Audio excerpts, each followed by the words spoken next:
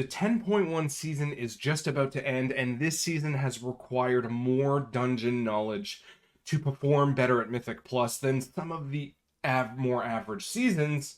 And 10.2 is stacking up to be around the same thing, where we are going to be required not to just learn the dungeons, but learn a lot more. Due to the state of Mythic Plus and how Blizzard is designing it, every mob has something going on.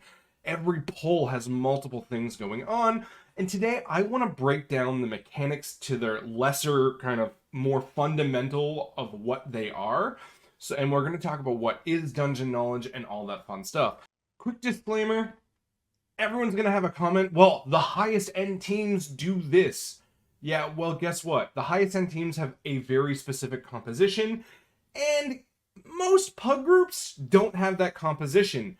So the goal here is to try and teach you how to deal with certain mechanics that your class and spec could actually be really, really good at if it wasn't for they just mass to spell this, or we just do this or that. But something that you can do to take care of yourself and your group members in a Mythic Plus run while you are not running an Exodia comp or anything like that, all right? So that's the whole goal behind this, because there's a lot of weird little niche interactions in this game that specs can be really, really good at if you try to learn about it, right?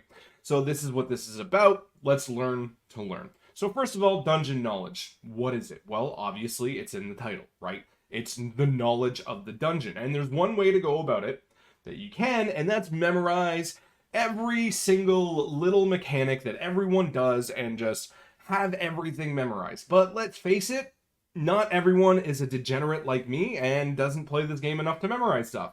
And that's perfectly fair. So the goal of this video is to break down the fundamentals of what the mechanics are based around. Because believe it or not, there's really not that many mechanics in this game.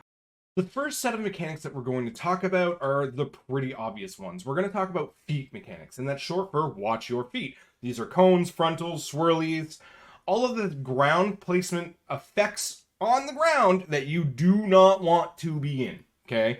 The amount of times that I have seen people die to the Filth Caller's Rotting Surge is actually incredible. But a thing to note about a lot of these swirlies is there's two different variations of them. We have the growers, not showers, where the swirlies are actually bigger than they look. Okay, and this is very evident in Warlord Saga and the last boss of Neltharis. A lot of people try and kind of min-max around those swirlies and end up dying because they think they're out of it, but they're actually in it, because the animation doesn't quite show how big it is. So when you are dealing with these for the first time and you don't know the exact radiuses of some of these swirlies or frontals, best to play extra safe and give yourself a little bit of leeway and to make sure you are out of it. And then the other ones are the exact opposite. Right? They're showers, but they're not growers.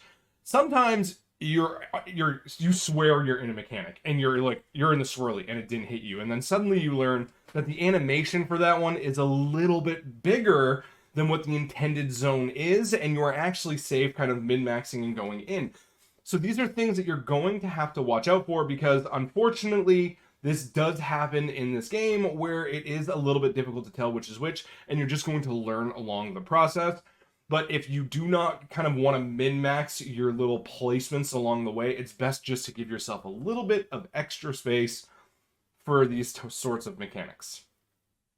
The next ones are the most important ones to start learning the basics of incredibly quickly, and that is interruptible mechanics and stoppable mechanics. Interruptible mechanics are something that pretty much every class has an interrupt. Not every spec, sorry priest, but pretty much every spec has an interrupt, and people need to start using it more. Because I'm telling you right now, from somebody who has pugged thousands of runs in the last couple of years, and not that many years, literally just the last couple of years, there's probably at least 1,000 runs this season alone. Successful runs, the ones that go clean, The ones that literally don't have a problem are the ones where the kicks are incredibly high from everybody. The first thing I go and check when I'm trying to figure out why a run is going badly, I will check interrupts. And it's usually me at the highest and a DPS at like 1 or 2, and then a DPS not even on the board, and you're halfway through the dungeon, and these people are complaining that the dungeon is so hard, and they don't know why they're dying, and they refuse to interrupt anything. Interrupts are incredibly important, and there are priority interrupts, which will, for the most time, be relegated to the tank. The tank will, most of the time, get priority interrupts. So if you don't know what to interrupt, I have said this 1,000 times before, and I'll say it again. Interrupt anything. If it has a yellow bar, kick it, interrupt it, stop it. Any damage that you stop from going out is something the healer doesn't have to heal extra. And when things start falling behind, they start falling behind fast. You will learn what priority interrupts are along the way. But if you're kicking anything, it is better than kicking nothing. The amount of times I've heard people say, well, I'm saving my kick for this one ability. Okay, well, you just got triple wind bolted in a vortex pinnacle and you instantly died. I don't know, maybe kick some of those. I need to stress this. Interrupts. But also stops, kicks, stops. Crowd control. This is stuns, blinds, disorients.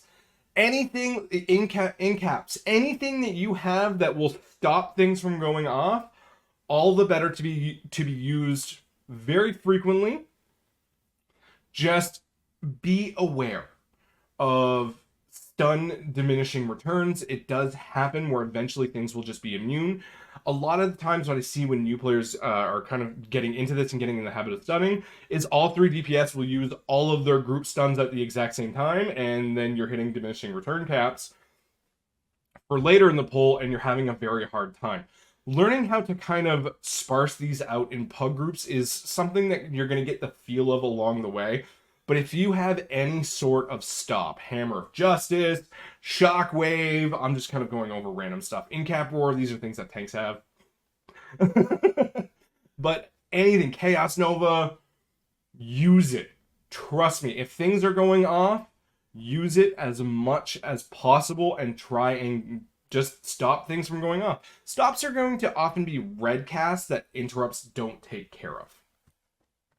Up next, we're talking about Dispels and Purges. So Dispels is something that you're going to be doing on a friendly target. These are diseases, poisons, and curses, as well as magic dispels, which some, well, sprites can do with mass dispel, and every healer can magic dispel as well. But taking the relevant dispel for a dungeon is incredibly powerful. If we look back at Shadowlands, having a curse dispel for the second boss, Echelon, I believe his name is, was absolutely needed to get past a certain level of key, and it just was a nightmare to try and deal with without it. So finding out someone hasn't taken their curse dispel or their poison or disease dispel that's incredibly relevant for a dungeon, we're looking at like Neltharian's Lair, the worm boss, and that nasty poison, that you can mitigate so much incoming damage by dispelling yourself or the healer or anyone else. When you bring this sort of knowledge to the table, you have to ask yourself, first and foremost, what is hurting me? Okay, what's hurting me? And if it's a poison and you know you have a poison dispel, spec into the poison dispel and help out. You know, if it's disease, curse, whatever. Up next is Purges. Now, Purges come and go with relevant importance from time to time. The most relevant purge right now is in Halls of Infusion on the Electric Shock Troopers. If their kick gets off, they get a buff that will just massively AoE down everyone in the party. I have literally seen it one-shot the healer and all 3 DPS at once. Now, if you have a purge, or you are a blood elf, if you know this is going off and you don't have a kick and you don't have a stop for it, you can immediately purge it as fast as possible to remove that buff and stop a wipe. But these are things, like I said, that dungeon knowledge is going to help you learn, but you have to kind of experience it and be like, okay. But you also have to be tracking these things along with enrages.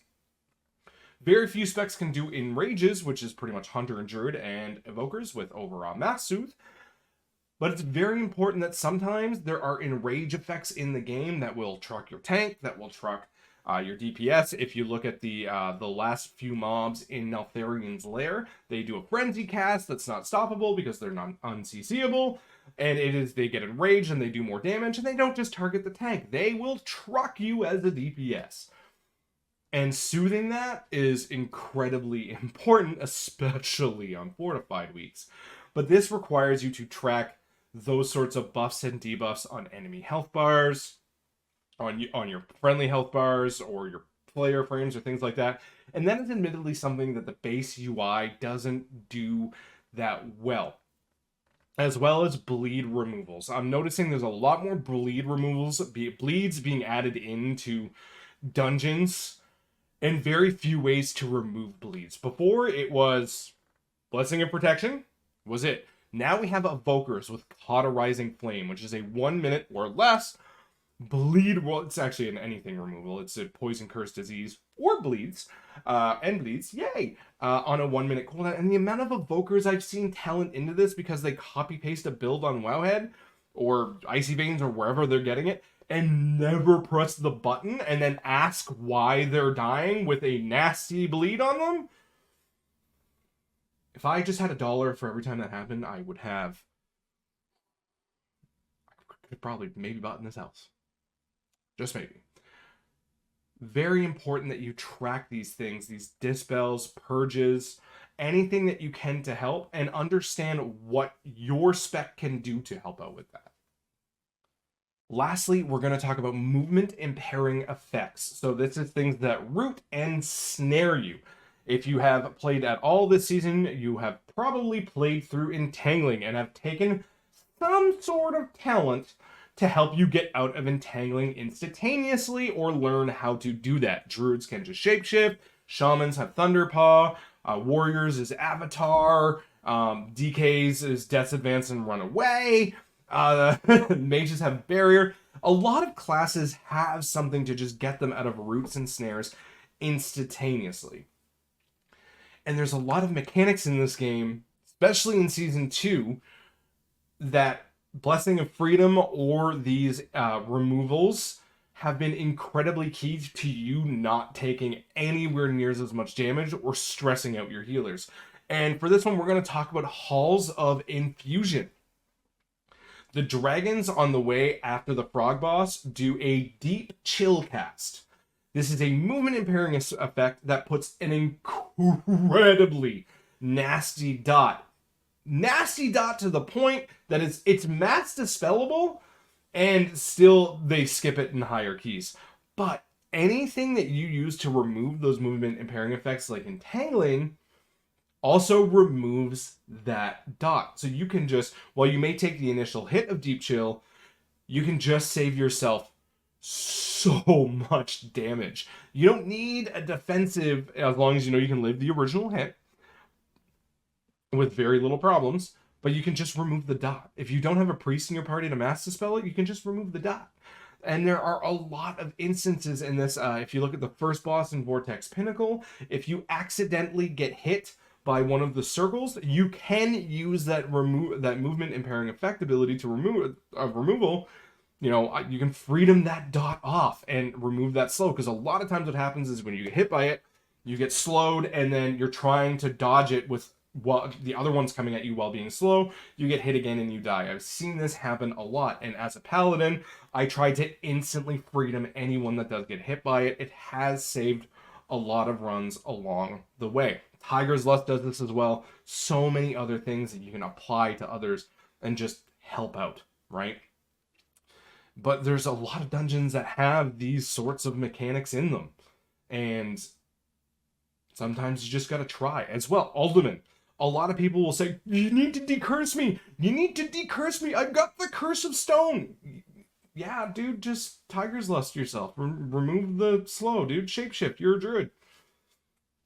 As long as you do it before it goes off, it's a movement impairing effect first before it is a curse. Anyone can remove it. The more you know, right? So these are the very basics of the types of mechanics that you're going to see. And gaining these fundamentals as a player, understanding what a dispel is, what a purge is, when to kick, when to stop, when to watch your feet, and how to watch your feet, all of these things, if you take those three things in mind, I promise you, your play in dungeons is going to improve dramatically. You do not need to memorize what every little thing does. But if you are a bleed remove class and you know where you're tracking your bleeds, if you see it pop up, you don't need to know the name of it. You don't need to know what it does. But if you see the bleed pop up and you dispel it, you're immediately helping. Plain and simple. And right now, Mythic Plus is a 5-person activity. It's a group game.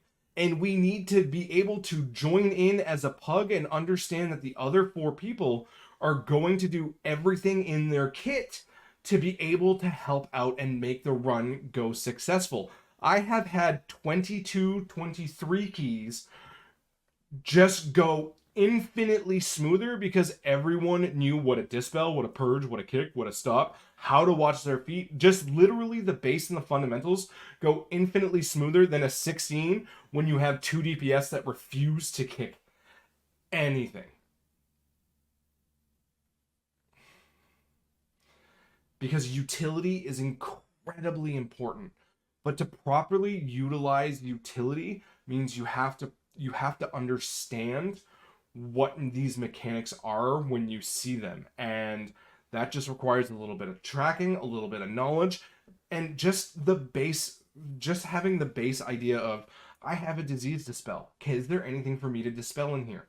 Ask questions. The more questions that you ask about your spec, what it can do, and is what it can do relevant to this dungeon, you're going to find your play improve dramatically. That's what I have for you today. Thank you so much for watching, everyone. Happy tanking. Bye.